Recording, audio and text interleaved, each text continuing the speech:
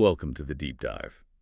Our mission today is pretty laser-focused. We're diving deep into the tools and the philosophy behind modern application security. Specifically, how continuous security scanning can really transform a development pipeline. So for you, the listener, whether you're reviewing code or managing a whole product, this deep dive is your shortcut to understanding all this. It really is. This space can be, well, notoriously complex. It's full of jargon, endless acronyms.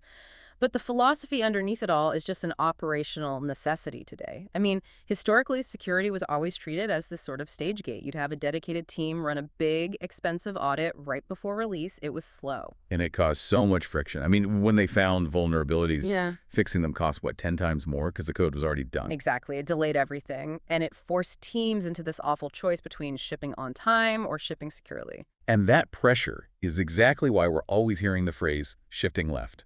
It's almost a cliche at this point. So let's ground this. If we strip away the buzzword, what does shift left actually mean in practical terms for a software team? It's really an operational mandate. The analogy you mentioned before we started is perfect. It's about finding the holes in your boat before you ever leave the dock. It means we completely change when security is applied. We stop running scans once a month or once a quarter. Instead, security becomes continuous. It runs alongside every single developer action. So if the security process is running on every single code change, the developer isn't just a coder anymore. They're sort of being trained to be a security first responder. Precisely. The security audit is integrated directly into the merge request process. The vulnerability is found within minutes of being written, often by the person who wrote it. And fixing a flaw when it's fresh in your memory, well, that saves exponential time and money. And this integration is why you absolutely have to understand the tools running these scans. Okay, let's unpack that toolkit then. When we look at the core scanning tech, there are always two names that come up. It's like a critical 1-2 punch. Let's start with the first one, ACE, Static Application Security Testing. Yeah. Can you lay out the technical breakdown for us? What is this thing actually looking for? Right. SARIS is the foundational layer. You should think of it as a rigorous, hyper-intelligent code reviewer. And the crucial word here is static. Meaning the code isn't running. Exactly, it's Right. not running. SARIS analyzes the source code, the raw text, the config files, everything before it gets compiled or deployed. Okay, so it's not just doing a simple keyword search. How does it find something complex, like a vulnerability, that might only appear when a function is actually executed? It goes much, much deeper than that. SAS tools parse the source code, and they build what's called an abstract syntax tree, an AST. And this AST, it's basically a map of the code's structure. The scanner then walks through this tree, and it uses advanced techniques like taint analysis. It tracks where data comes from, maybe from user input, and where it goes, maybe a database query. And if it sees untrustworthy data flowing into a vulnerable spot without being cleaned up, boom, it flags a potential vulnerability. So it's like the grammar police, but for security flaws in the logic, not just typos. That makes perfect sense. Now, its counterpart, DAST, Dynamic Application Security Testing, must be for the things that SAST misses. Absolutely. DAST is essential because SAST can't check the running environment or how different components interact or, configuration errors that only pop up when the system's live. DAST is that second punch. So how does it operate differently? DAST is dynamic. It actually runs the application. Usually this happens in a temporary, isolated environment like a review app in a CI/CD pipeline. Then, DAST attacks that running app from the outside. It mimics a real attacker. It sends malicious data, probes URLs, looks for things like misconfigured headers, flaws in session management, all the stuff that SAS just can't see. Okay, that sounds incredibly thorough, but it brings up a practical concern. If DAST needs to spin up a full review app and run active tests every time someone pushes a small change, doesn't that just kill your pipeline speed? I mean, what about the cost, the time for a developer to get feedback? That is the essential trade-off. You've hit the nail on the head. SAST is fast. It can run in seconds because it just reads code. DAST is inherently slower, more costly. So mature implementation of shift left is strategic. You'd run SAS on every commit, sure, but maybe you only run the full DAST suite on merge requests to your main branch or on nightly builds. You have to balance that feedback speed against comprehensive coverage. Got it. That clarifies the scope beautifully. SAST for the quick check on the code itself, DAST for the deep dive on the running system. Okay, let's move from those systematic checks to human error. Those terrifying oops moments that can bring down a whole company. I'm talking about accidentally committing a production API key or a password. This is, well, it's Arguably one of the highest risk, most common mistakes we see. And it's where secret detection becomes your critical safety net. Its whole goal is prevention. It scans everything, not just code, but documentation files too, for patterns that look like sensitive credentials, AWS keys, database strings, you name it. So it flags it after I've pushed it and the pipeline runs. Even better. The most crucial feature here is something called secret push protection. This happens on the Git server itself, before your commit even gets written into the shared history. If the system sees a string that looks exactly like, say, an AWS key, it will actively block the push. Wow. So the developer gets an error message right there in their terminal saying, nope, this push was rejected. You've got a secret in here. That stops the damage before it even happens. You don't have to go through that nightmare of scrubbing the Git history later. Precisely. It turns a massive security incident into a simple developer error they can fix locally in seconds. That is the epitome of shifting left. Okay, let's shift to the final core scanning method. Modern software is built on, a whole ecosystem of open source stuff, third-party libraries. We all use them, but developers are often just adding these dependencies with no idea if they're secure. How do we vet that ingredient list? That is the job of dependency scanning, and it is absolutely vital.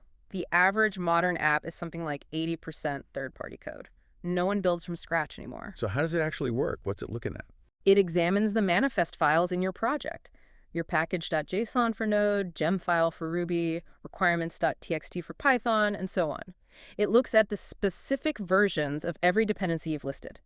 Then it takes that list, that inventory, and checks it against a massive, constantly updated database of known vulnerabilities, or CVEs. So it's like a recall notice system for your digital pantry. Exactly like that. It will tell you if, say, version 1.2 of a logging library you're using was found to have a critical flaw 6 months ago. It doesn't analyze your code. It analyzes the external components your code relies on. The report will tell you, hey, upgrade to version 1.3 to fix this critical issue. It turns that frantic scramble, like with the log4j vulnerability, into just another automated proactive ticket. Okay, we've laid all the technical groundwork. We have SAST, DAST, secret detection, and dependency scanning.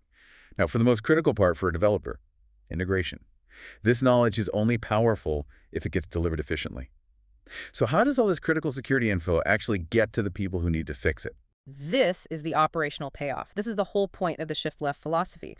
All this automated detection has to end with immediate developer-centric feedback.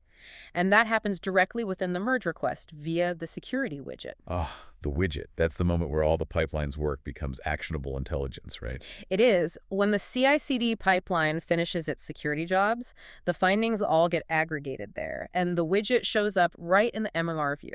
It gives you a differential report. It immediately answers the most important question. Did this specific change introduce any new vulnerabilities?